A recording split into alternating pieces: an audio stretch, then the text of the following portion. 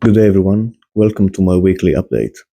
First of all, I'd like to thank everyone that has been watching my content, as that's a great source of encouragement. Before I move on to this week's topic, which is food and macronutrients, I need to rectify something that I stated in the first video. After I shot the video, I thought it would be better to use a better scale that tracks down not just the weight, but a few more data. So the starting weight is not 86 kilos as stated, but 83.4 kilograms, which is a big difference, but unfortunately, a lot of scales can at times be inaccurate.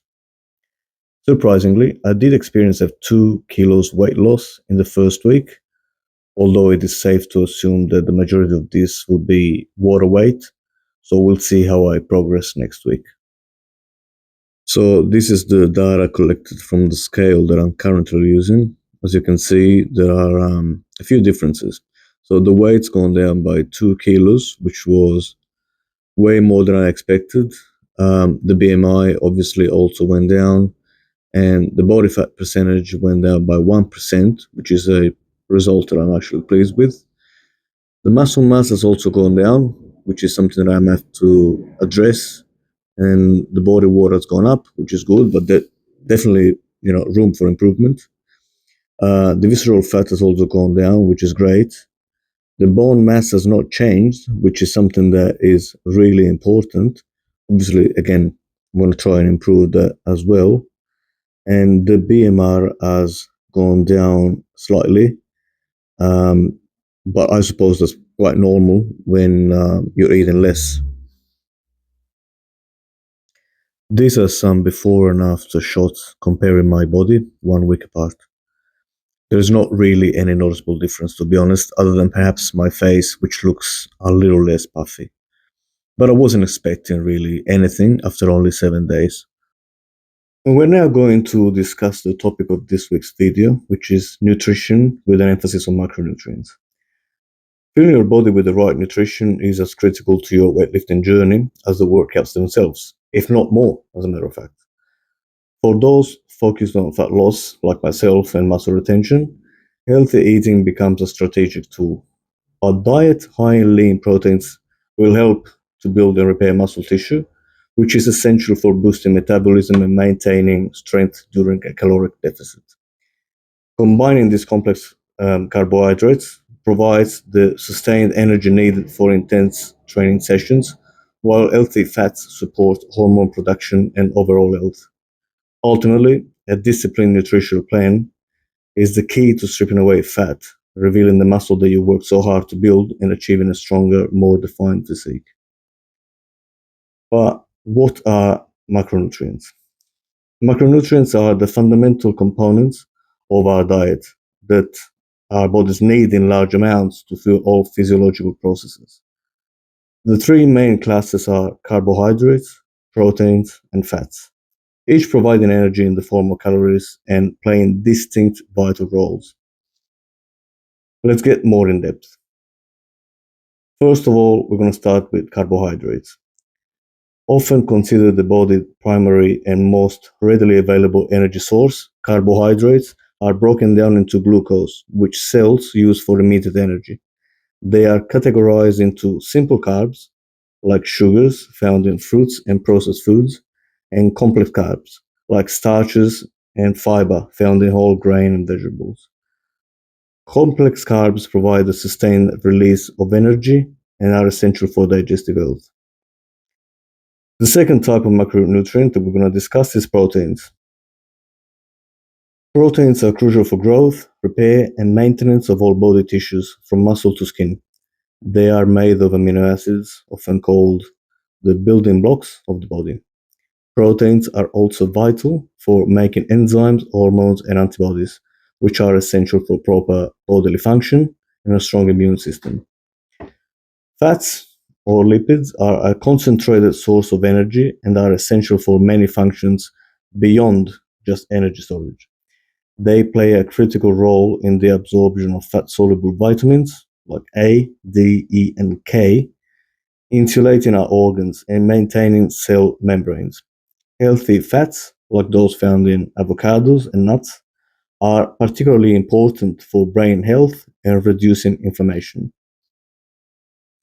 A balanced intake of all three macronutrients is necessary for a healthy and well functioning body. They work together. Carbohydrates provide the quick energy needed for activity, proteins repair the tissues used during that activity, and fats help support long term health and bodily processes. So understanding and balancing these three components is key to a nutritious diet. I will now talk about each of these components more in detail, starting with carbohydrates.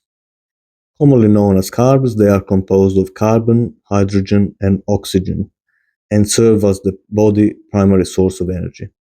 The body breaks down carbohydrates into glucose or blood sugar, which is used for immediate energy by cells, tissues, and organs, especially the brain and muscles. Any excess glucose is stored in the liver and muscles as glycogen for later use. Carbohydrates are broadly classified into two main types: simple and complex. Simple carbohydrates, like sugars found in fruits and honey, are digested very quickly, providing a rapid energy boost.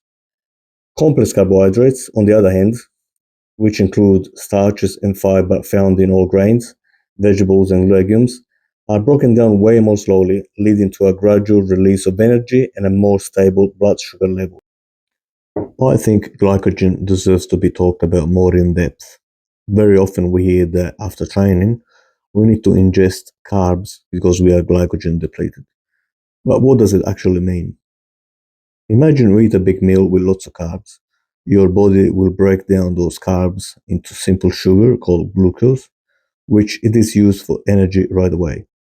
But what happens to all the extra glucose that you don't need immediately? Your body is smart. It doesn't want to waste it. So it takes all that extra glucose and bundles it up into a special, easily stored form of energy called glycogen. Think of glycogen like your body's personal fuel tank. And this fuel tank has two main locations: your liver and your muscles. Within your liver, it's like a gas station for your whole body. The liver stores glycogen and releases it into your bloodstream whenever your blood sugar levels get too low, which keeps your brain and other organs running smoothly. In your muscle, instead, it's more like your private fuel tank just for themselves. They store glycogen to use only for their own needs, especially when you are exercising or being active. So in simple terms, glycogen is how your body saves and stores sugar for later use, making sure you always have a source of energy ready to go. The second category that we need to discuss are proteins. Now, if carbohydrates are the fuel for your body, then protein is the foundation, the very building blocks of life. Every cell in your body, from your muscle to your hair and skin, is built and maintained with protein. Proteins are large, complex molecules made of smaller units called amino acids. Think of amino acids as the alphabet, and the proteins will be the words that you can create with them. The way these words are put together gives each protein its unique job. But in general, protein's job is building and repairing your tissues, producing important hormones and enzymes, and supporting your immune system. While they can provide energy, their main role is to keep your body strong and in working order. You can find protein in many foods like meat, poultry, fish, and of course, eggs, dairy, and a huge variety of plant based options like legumes, nuts, and seeds. The third and final macronutrient are fats. Now, when you hear the word fat, your mind might jump straight away to something negative. But the truth is, fats are an essential part of our diet. They're a super concentrated energy source, giving us more than double the calories per gram compared to carbs or protein. But they do so much more than just give us energy. Fats are the building blocks for our cell membranes and they help our bodies make important hormones. Plus, they will help absorb our fat soluble vitamins, them being A, D, E, and K. Now, not all fats are created equal, as there are saturated and trans fats, often found in processed foods and some animal products, are the ones that we want to limit. They can raise our bad cholesterol level, which is detrimental for our heart. Then we have unsaturated fats. These are found in things like avocados, nuts, seeds, and vegetable oils. They're good because they can help lower our cholesterol and are generally great for our cardiovascular health. In a balanced diet, the macronutrient distribution of 50% carbohydrates, 25% protein, and 25% fats represents a popular and effective approach to meeting the body's energy and structural needs. This model prioritizes carbohydrates as the primary fuel source, providing readily available energy for daily activities and brain function. The substantial protein intake supports muscle repair, growth, and the production of enzymes and hormones, making it ideal for those with an active lifestyle or fitness goals. The remaining 25% of calories from fats, particularly from healthy unsaturated sources, ensures the body can absorb essential vitamins, maintain cell function, and provide a long lasting energy reserve. This distribution offers a well rounded approach that supports overall health and sustained energy throughout the day.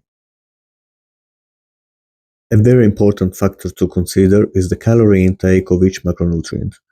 It is very well known that protein and carbs provide 4 calories per gram, whilst, for example, fats provide 9 calories per gram.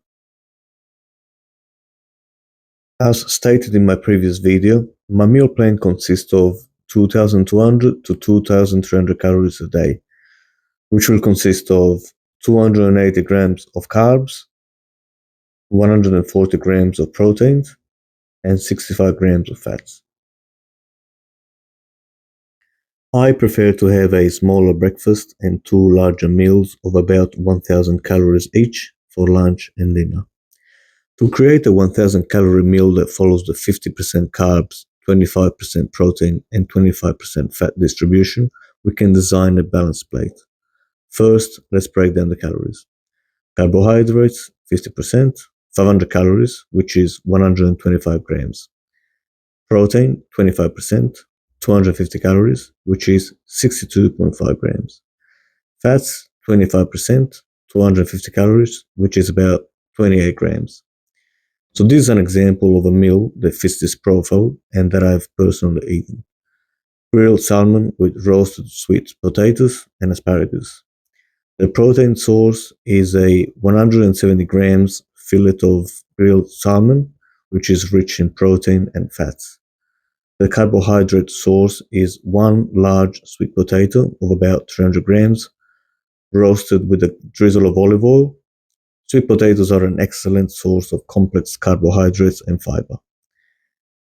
For vegetable and fat source, we'll have a large bunch of asparagus, about 200 grams, roasted with the salmon and sweet potato. The asparagus and the olive oil used in roasting will contribute to the fat content. So, in my opinion, keeping a healthy diet does not mean you need to sacrifice foods that taste good, and definitely there's no need to follow any fad diets. I hope you enjoyed the content of this video. Please subscribe and comment for suggestions about nutrition or any future videos. Thank you.